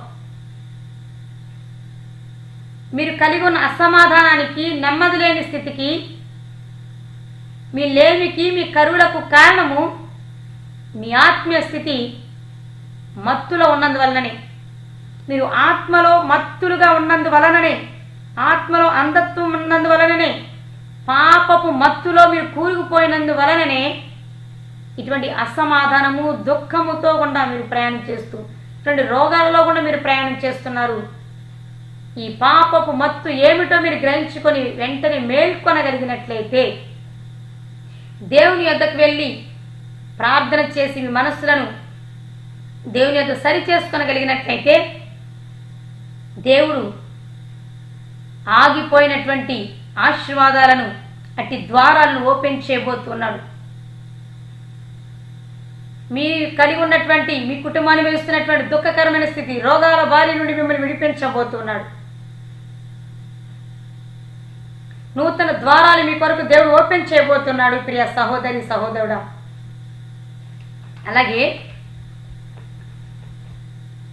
ఈ విధమైనటువంటి పాపపు మత్తులో నుండి మనం మేల్కొనాలంటే మన వంతు మనం ఏం చేయాలి? పూర్తిగా ఇటువంటి అంధకారమైన స్థితిలో నుంచి, ఇటువంటి ఆత్మీయ మత్తులో నుండి మేల్కొనాలి అని అంటే మనం ఏం చేయాలి? మరలా మన ఆత్మీయ స్థితి ఫలించాలి అని అంటే, మరలా మనం ఆత్మలో బలము కలిగిన వారు ఉండాలి అని అంటే, మనం ఎదుర్కొన్న నష్టాలు, కీడు నుండి మనం విడుదల పొందుకోవాలి అని అంటే మనం ఏం చేయాలి అని కనుక ఆలోచన చేస్తే, ఉపవాస ప్రార్థన చేయాలి. మనం ఎదుర్కొంటున్న నష్టాలు, కీడు నుండి, అలాగే పాపపు మత్తులో నుండి మనం విడుదల పొందుకోవాలి అని అంటే, ఈ పాపపు మత్తులో నుండి అమాంతంగా లేవనెత్తబడాలి, మేల్కొనాలి అని అంటే మనం ఉపవాస ప్రార్థన చేయాలి. ఇట్టి ఉపవాస ప్రార్థన చేయటం ద్వారా మనం ఎటువంటి మత్తులో ఉన్నా కూడా మేల్కొనగలుగుతాము. దేవుడు మనలను మేల్కొల్పుతారు అన్నటువంటి వాస్తవాన్ని గమనించాలి. పాపపు మత్తులో నుండి, నష్టాలు, కీడులో నుండి మనము మేల్కొనాలి, విడుదల పొందుకోవాలి అని అంటే ఒకే ఒక చక్కని మార్గాన్ని దేవుడు మనకు చూపెడుతూ ఉన్నారు. ఆ మార్గమే ఉపవాస ప్రార్థన. యోవేలు గ్రంథము 2:12 రాయబడి ఉంటుంది. మత్తులారా మేల్కొని కన్నీరు విడవండి అని మొదట చెప్పి, ఎలాగ మేల్కోవాలి అని అంటే, ఇప్పుడైనా మీరు ఉపవాసం ఉండి మీ మనస్సులను దేవుని తట్టు త్రిప్పుకోండి, మీ వస్త్రాలను కాక మీ హృదయాలను చింపుకొనండి. పశ్చాత్తాపపు హృదయముతో ఉపవాసం ఉండి ప్రార్థన చేయండి. మీ కన్నీటితో దేవుని పాదాలను తడపండి. అప్పుడు మీరు ఎటువంటి దుస్థితిలో ఉన్నారో, ఎంత నష్టాల గుండా, ఎన్ని కీళ్ల గుండా మీరు ప్రయాణం చేస్తున్నారు, వాటన్నిటిలో నుండి ఒకేసారి దేవుడు మీకు విడుదల కలుగు చేస్తారు అని దేవుడి రోజు మాట్లాడుతున్నారు. ఉపవాసం ఉండి కన్నీరు విడుస్తూ తగ్గించుకొని దేవుని సన్నిధిలో కనుక ప్రార్థన చేయగలిగితే, చచ్చిన మన ఆత్మీయ స్థితి, చల్లారిన మన ఆత్మీయ స్థితి,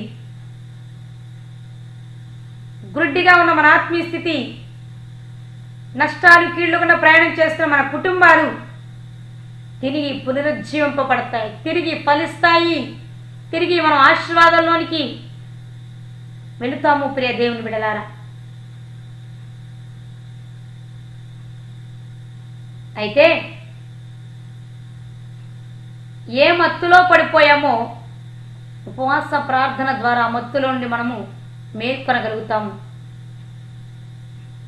ఉపవాస ప్రార్థన మనల్ని మనం తగ్గించుకొని పశ్చాత్తాపపు మనసుతో దేవుని సన్నిధిలో కన్నీరు కారుస్తూ చేసే ఉపవాస ప్రార్థన మన దేవుని హృదయాన్ని కరిగిస్తుంది, కదిలిస్తుంది.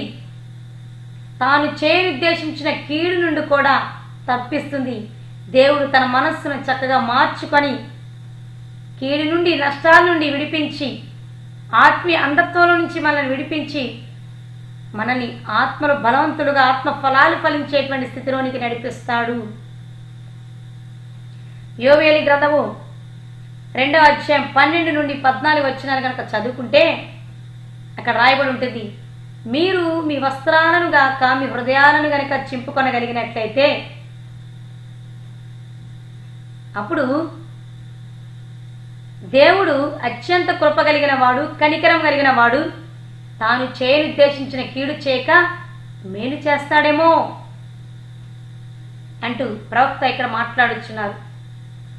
దేవుని యొక్క హృదయాన్ని కరిగించాలంటే మనం ఉపవాసం ఉండి ప్రార్థన చేయాలి.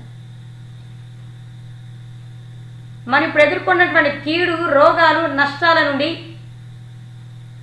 భౌతిక సంబంధమైన నష్టాల నుండి, కీడు శాపాల నుండి, అలాగే ఆత్మ సంబంధమైన మత్తులో నుండి మనము బయటికి రావాలి, మేల్కొనాలి, వీటి నుండి విడుదల పొందుకోవాలి అని అంటే అదే ఉపవాస ప్రార్థన అనేటువంటి మార్గం ద్వారా మనం వీటన్నిటినీ సాధించుకోగలుగుతాం. అయితే ఉపవాస ప్రార్థనలో ఇవి ఖచ్చితంగా ఉండాలి. యథార్థంగా ప్రార్థన చేయాలి, పశ్చాత్తాప మనసుతో ప్రార్థన చేయాలి, మనల్ని మనం తగ్గించుకోవాలి, కన్నీటితో ప్రార్థన చేయాలి. ఇవి ఉపవాస ప్రార్థనలు ఉండాల్సినటువంటి ముఖ్యమైన విషయాలు. ఇట్టి రీతిగా ఉపవాసం ఉండి ప్రార్థన చేయడం ద్వారా దేవుని హృదయం కరుగుతుంది. మత్తులో ఉండి, అది ఏ మత్తైనా, ఆత్మీయ మత్తైనా, నష్టాలు, కీడులైనా సరే వాటన్నిటిలో నుంచి మనము మేల్కొనగలుగుతాం, విడుదల పొందుకొనగలుగుతాం. మూడవదిగా, కీడు, నష్టం తొలగిపోతుంది. తిరిగి మరలా మనము ఆత్మలో ఫలిస్తాము, ఆత్మలో బలం కలిగిన వారుగా ఉంటాము. పౌలు అంటాడు కదా 2 కొరింథీ 4:16 నా బాహ్య పురుషుడు క్షీణిస్తున్నను, నా అంతరంగ పురుషుడు దినదినము బలము పొందుకుంటూ ఉన్నాడు అని. పౌలు భక్తుడు ఎక్కువగా తన పరిచర్యలో ఉపవాసం ఉండి ప్రార్థన చేస్తూ తన పరిచర్యను కొనసాగించి అనేక సంఘాలను కట్టారు. ప్రార్థన బలము ద్వారానే తాను ఎదుర్కొన్నటువంటి ప్రమాదకరమైన పరిస్థితి నుండి కూడా విజయాన్ని పొందుకున్నాడు. తాను పరిచర్య అంతటిలో తాను దేవునికి హతసాక్షిగా అయ్యేంత వరకు కూడా ఏ విషయంలో తొట్టుపడిపోలేదు, ఏ విషయంలో మత్తుడైపోలేదు, ఏ విషయంలోనూ సాతాను చేత మోసగించబడలేదు. కారణం, పౌలు భక్తుడు తన శరీరాన్ని కృషింప చేసుకుంటూ తన అంతరంగ పురుషుణ్ణి ఆత్మలో బలవంతుడిగా ఉన్నాడు.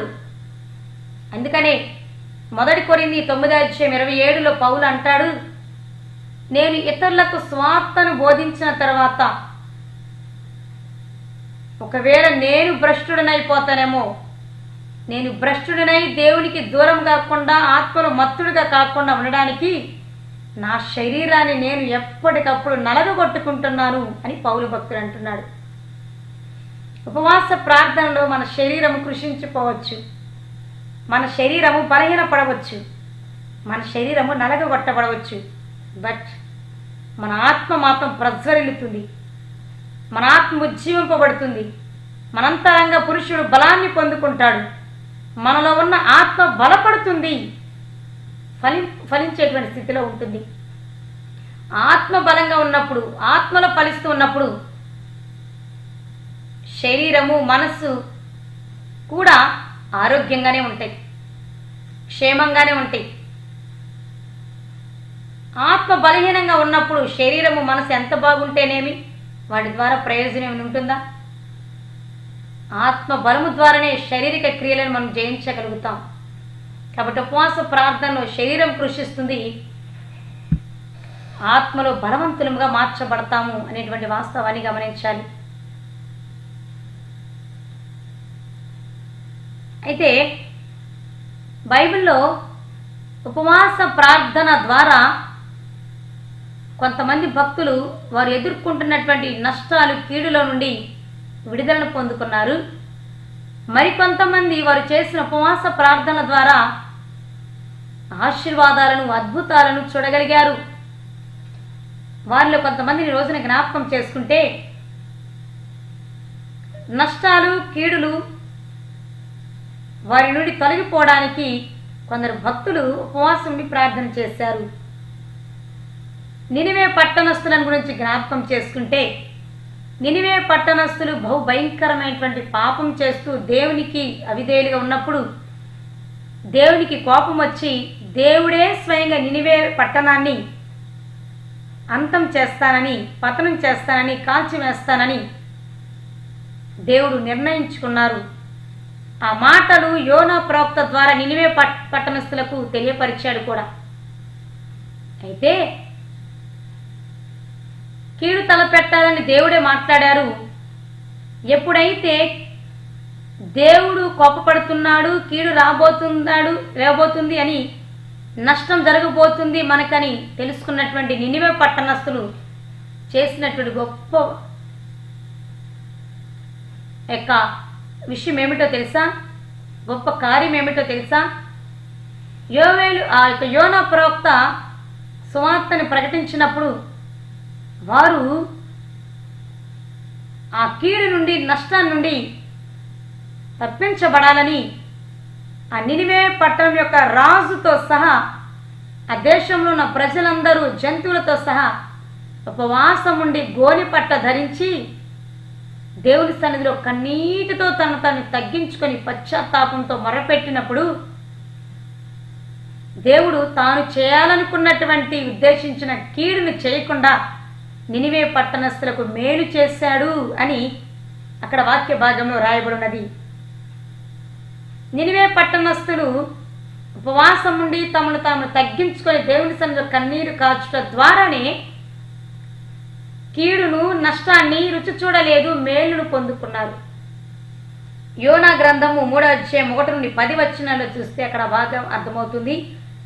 5-10 వచనాల్లో చూస్తే వారు దేవుని సన్నిధిలో ఉపవాసం ఉండి ప్రార్థించిన విధానము, దేవుడు తాను చేయాలనుకున్న కీడును చేయక మేలు చేశాడు అనేటువంటి మాటలను అక్కడ చూస్తాం. అలాగే హిజ్కియా, యెహోషాపాతు అనేటువంటి రాజుల మీదకి యుద్ధాలు చేయటానికి శత్రు రాజులు వచ్చినప్పుడు వారు తమను తాము తగ్గించుకొని ఉపవాసం ఉండి దేవుని సన్నిధిలో కన్నీరు కార్చి ప్రార్థన చేసినప్పుడు దేవుడే స్వయంగా వారి పక్షాన శత్రువులతో యుద్ధం చేసి వారికి విజయాన్ని అనుగ్రహించారు. శత్రువులు తలపెట్టాలనుకున్నాడు కీడు, నష్టము వారికి జరగకుండా దేవుడే ఆపివేశాడు ఉపవాస ప్రార్థన ద్వారా. అలాగే ఎస్తేరు, మొర్దెకై, యూదా ప్రజలు ఒకానొక సమయంలో వారిని హతమార్చాలి, వారి వంశాన్ని అంతం చేయాలని హామాను రాజు చేత చేయించినటువంటి శాసనం గురించి వాళ్ళంతా దేవుని సన్నిధిలో 3 రోజులు ఉపవాసం ఉండి కన్నీరు కారుస్తూ తమను తాము తగ్గించుకొని గోనెపట్ట ధరించి ప్రార్థన చేసినప్పుడు దేవుడు వారి మొర ఆలకించి వారి ఉపవాస ప్రార్థన అంగీకరించి రాజు చేసిన శాసనాన్ని తిరగరాసేశాడు. వారికి గొప్ప మేలు చేశారు, వారిని ఆ దేశంలో ఘనపరిచినట్టుగా కూడా మనం చూస్తాం. ఉపవాస ప్రార్థన శత్రులపై విజయాన్ని కలుగ చేస్తుంది. ఉపవాస ప్రార్థన కీడు, నష్టము కలగకుండా ఆపివేస్తుంది. ఉపవాస ప్రార్థన రాజుల యొక్క శాసనాలను తిరగరాసేటువంటి శక్తిని కలిగి ఉంటుంది అనే వాస్తవాన్ని గమనించాలి. మీ ముందు కోర్టు కేసులు కానీ ఏవైనా అన్యాయమైనటువంటి కార్యాలు మీ కుటుంబాలలో, మీ విషయంలో జరుగుతున్నాయేమో, శత్రువులు మీ మీదకి దాడి చేస్తూ వస్తున్నారేమో, అనరాని మాటలు అంటున్నారేమో, మీరు వాటిని ఎదుర్కోలేక దుఃఖిస్తున్నటువంటి స్థితిలో ఉన్నారేమో, అలాగే కీడు ద్వారా నష్టాలు కూడా మీరు ప్రయాణం చేస్తున్నారేమో. అందుకనే దేవుడు ఈరోజు అంటున్నాడు, వాటికి కారణము మీలో ఏదో పాపపు మత్తు ఉన్నది. ఆ మత్తులో నుండి గనక మీరు మేల్కొనాలి. ఎలా మేల్కొంటారు? ఉపవాసం ఉండి నా సన్నిధికి వచ్చి కన్నీరు కార్చండి. అప్పుడు నేను వీటన్నిటి నుంచి విడుదల కలుగ చేస్తాను, మీకు విజయాన్ని కలుగ చేస్తాను. మిమ్మల్ని బాధిస్తున్న శత్రువులు మీ పాదధూళిగా మారేలా చేస్తాను. మీరు కలిగి ఉన్న కీడు, నష్టాల నుంచి మీకు విడుదలను కలుగ చేస్తాను. అలాగే మీ ముందున్నటువంటి మీ అన్యాయంగా, అక్రమంగా వేసినటువంటి కోర్టు కేసుల నుంచి మీకు విడుదల కలిగి చేస్తాను. అయితే మొదట మీరు మత్తు నుండి మేల్కొనండి. ఉపవాసం చేయటం ద్వారా మీరు అట్టి మత్తు నుండి మేల్కొనగలుగుతారు. మీరు చేసిన పాపాలను బట్టే మీరు ఇటువంటి నష్టాల గుండా, కోర్టు కేసుల గుండా, శత్రువులు మీ మీదకి వచ్చి దాడి చేసేటువంటి అవకాశాన్ని మీరే తెచ్చిపెట్టుకున్నారు. అలాగే ఉపవాస ప్రార్థన ద్వారా ఆశ్చర్యకార్యాలు, అద్భుతాలు కూడా మనం చూడగలుగుతాం. ఉపవాస ప్రార్థన ద్వారా భౌతిక సంబంధమైన ఆశీర్వాదాలు ఉంటాయి, ఆత్మ సంబంధమైన ఆశీర్వాదాలు కూడా మనం చూడగలుగుతాం. హన్నాను మనం జ్ఞాపకం చేసుకుంటే, హన్న దేవుని సన్నిధిలో ఉపవాసం ఉండి తనను తాను తగ్గించుకొని దేవుని సన్నిధిలో కన్నీరు కార్చి ప్రార్థన చేయటం ద్వారా హన్న సమూయేలు వంటి గొప్ప ప్రవక్తను పొందుకున్నది. అలాగే ఆత్మ సంబంధమైనటువంటి ఆశీర్వాదాలను, అద్భుతాలు మనం చూడాలి అనంటే, యేసుక్రీస్తు ప్రభువారు 40 దినాలు ఉపవాసం ఉండి ఒంటరిగా ప్రార్థన చేసినప్పుడు శత్రు ఎన్ని రకాలుగా యేసుక్రీస్తుని ఓడించాలని, మోసం చేయాలని ప్రయత్నించినా ఆ ఉపవాస ప్రార్థన ద్వారా యేసయ్య ఆత్మ బలముతో ఉన్నారు కాబట్టి, అట్టి ఆత్మ బలముతో ఉపవాస ప్రార్థన ద్వారా దుష్టుడైన సాతాన్ని ఈజీగా జయించాడు, వాడిని ఓడించేశాడు. మోషే ప్రవక్త 40 దినాలు అన్న పానీయాలు లేకుండా దేవునితో ఉపవాసం ఉండి ప్రార్థన చేయటం ద్వారా, దేవుని దగ్గర గడుపుట ద్వారా, దేవుని సన్నిధిలో గడుపుట ద్వారా మోషే యొక్క ముఖం ఎంతగా ప్రకాశించిపోయిందో మనకు తెలుసు. ఉపవాసం ఉండి ప్రార్థన చేయటం ద్వారా, దేవునితో ఉపవాస ప్రార్థన గడుపుట ద్వారా మన ఆత్మీయ స్థితి ప్రకాశిస్తుంది. మనము తేజరిల్లుతాము, ఈ లోకంలో ఆత్మలో బలవంతులుగా ఉంటాం, దుష్టుని ఈజీగా జయించగలుగుతాము. వాడు ఎన్ని రకాలుగా వాడి తంత్రాలను మన మీద వినియోగించినా వాడు ఓడిపోతాడు. ఎవడు తరుముకుండానే వాడు పారిపోతాడు. మనము సింహపు పిల్లల వలె ధైర్యంగా ఈ లోకంలో జీవించగలుగుతాం ఉపవాస ప్రార్థన ద్వారా ఆత్మబలాన్ని పొందుకున్నప్పుడు. మూడవదిగా శిష్యులు, అలాగే అందరూ 120 మంది మేడగది మీద ఉపవాసం ఉండి పరిశుద్ధాత్మ కొరకు ప్రార్థన చేసినప్పుడు పరిశుద్ధాత్ముడు వారి మీదకి దిగి రావటం వలన వారి జీవితాలు మార్చబడ్డాయి. బహుధైర్యవంతులుగా, శక్తివంతులుగా ఈ లోకంలో వాడబడ్డారు. ఉపవాసం ఉండి మీరు దేవుని ఆత్మ అభిషేకం కొరకు ప్రార్థన చేయండి. దేవుడు తన ఆత్మతో మిమ్మల్ని అభిషేకించబోతున్నాడు. సాతానుతో మీరు పోరాడలేక అపజయాల పాలవుతున్నారా? వాడి మోసాలను, వాడి తంత్రాలను గ్రహించలేని స్థితిలో ఉన్నారా? అయితే మీరుంటున్న మత్తులోనే మీరు మేల్కొనాలి. సాతాను జయించాలి అంటే ఈ రోజున మీరు మాటలు వింటూ ఉపవాసం ఉండి దేవుని సన్నిధిలో కన్నీరు కాచి ప్రార్థన చేయండి. మీ ఆత్మీయ స్థితి నుండి కొరకు ఆత్మ బలాన్ని పొందుకోండి. శత్రువుపై, సాతానుపై ఈజీగా మీరు జయిస్తారు. ఉపవాసం ఉండి దేవుని ఆత్మను పొందుకోవడం కొరకు ప్రార్థన చేయండి కన్నీటితో. దేవుని ఆత్మ బహు బలముగా మిమ్మల్ని తాకబోతున్నాడు. దేవుడు తన ఆత్మతో మిమ్మలను అభిషేకించబోతున్నాడు. దేవుడు మిమ్మలను అన్య భాషలతో నింపబోతున్నాడు.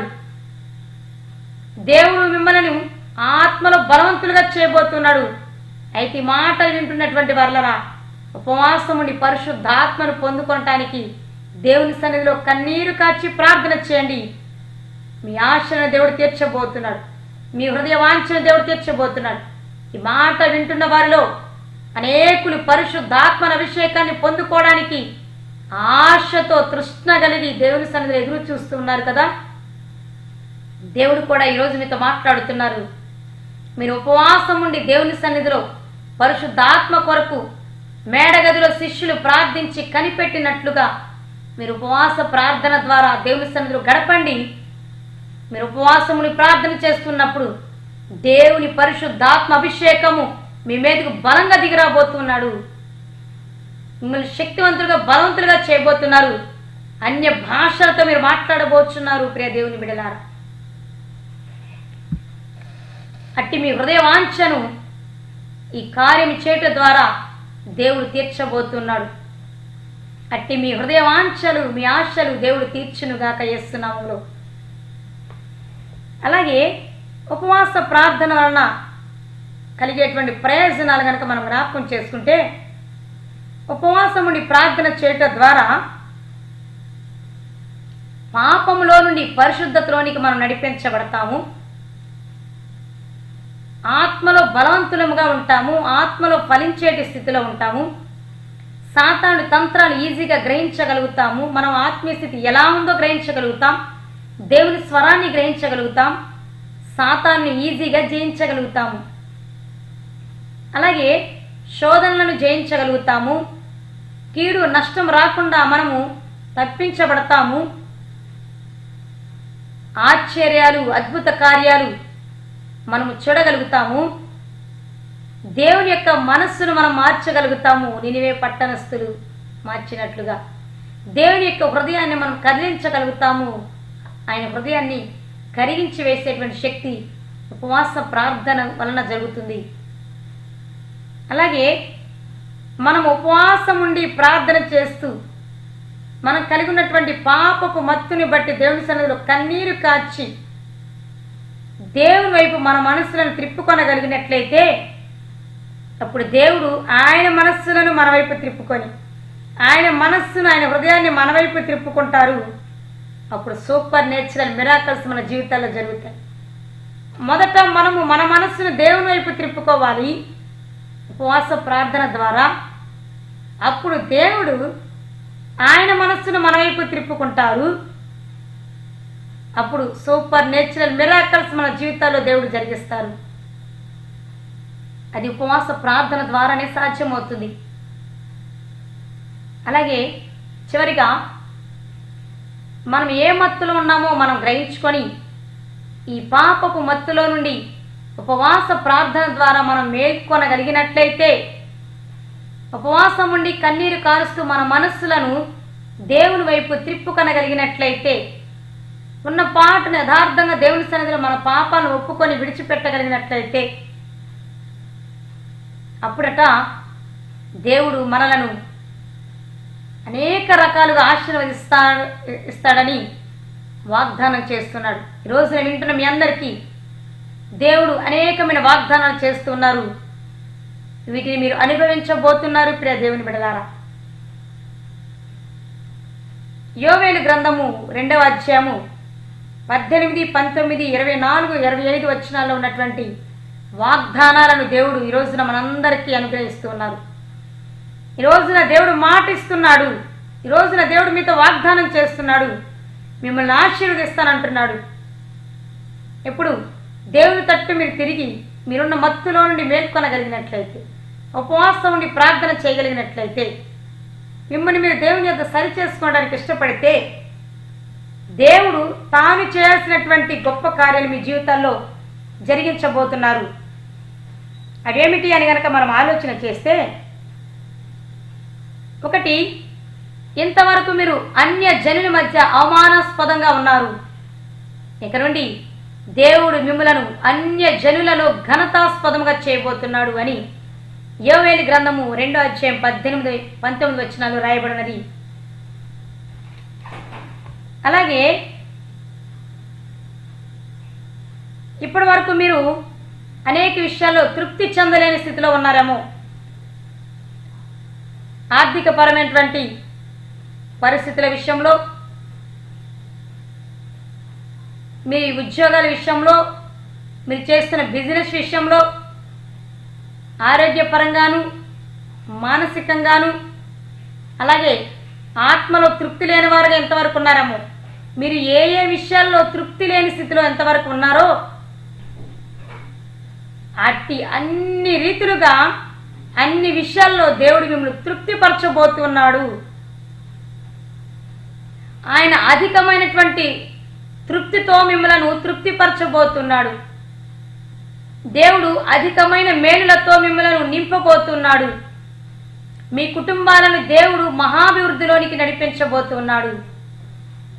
అన్యుల మధ్య మిమ్మలను ఘనతాస్పదంగా చేయబోతున్నాడు. అన్యుల మధ్య మిమ్మలను హెచ్చించబోతున్నాడు. అన్యుల మధ్య మిమ్మలను శుభాతిశయంగా మార్చబోతున్నాడు.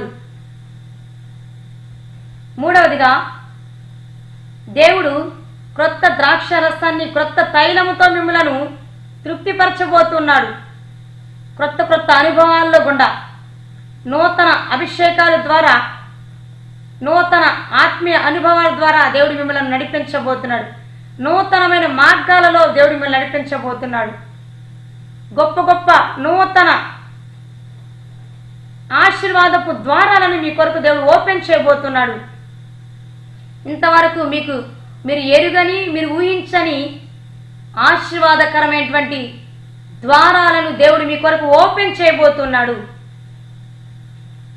నూతన అనుభవాల్లో కూడా దేవుడు మిమ్మల్ని నడిపించబోతున్నాడు. నూతన బలాన్ని ఇచ్చి దేవుడు మిమ్మలను వాడుకొనబోతున్నాడు, తృప్తిపరచబోతున్నాడు.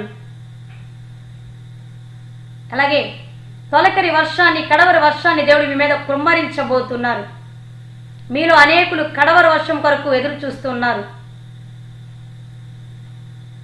మీరు చేసిన పని కొరకు మీరు ఆశపడుతున్నటువంటి ఫలాలను పొందుకోలేక ఎదురు చూస్తున్నారు.